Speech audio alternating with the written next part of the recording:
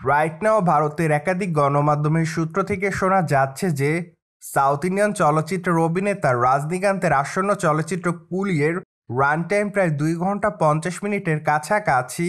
তার মানে তো বোঝাই যাচ্ছে চলচ্চিত্রের নির্মাতা সংশ্লিষ্টরা চলচ্চিত্রটি খুবই বড় আকারে নির্মাণের পরিকল্পনা করেছে। পাশাপাশি তারা চলচ্চিত্রের গল্পটিকে সুন্দরভাবে ফুটিয়ে তোলার জন্যই হয়তো চলচ্চিত্রের রান টাইমটি বৃদ্ধি করেছে।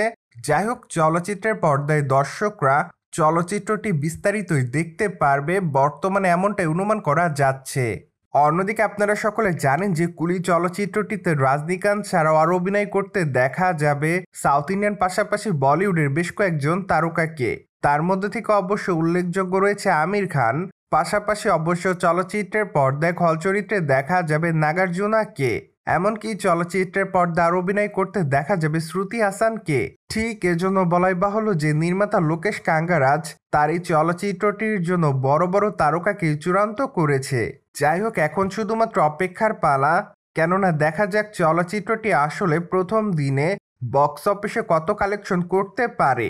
যদিও প্রাথমিক পর্যায়ে অনেকে দাবি করছে যে চলচ্চিত্রটি প্রথম দিনে বক্স অফিসে 80 থেকে 90 কোটি টাকার মতো ইনকাম করতে পারে।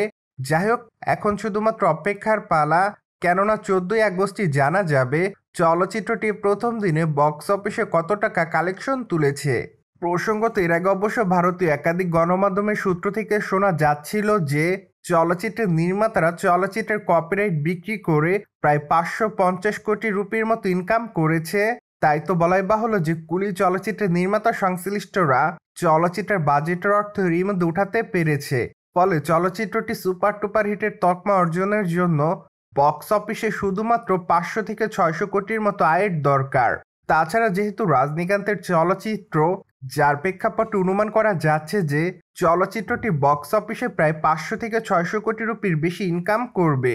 এমনকি অনেক বিশ্লেষক দাবি করছে যে চলচ্চিত্রটি বক্স অফিসে 100 কোটি টাকা ইনকাম করতে পারে।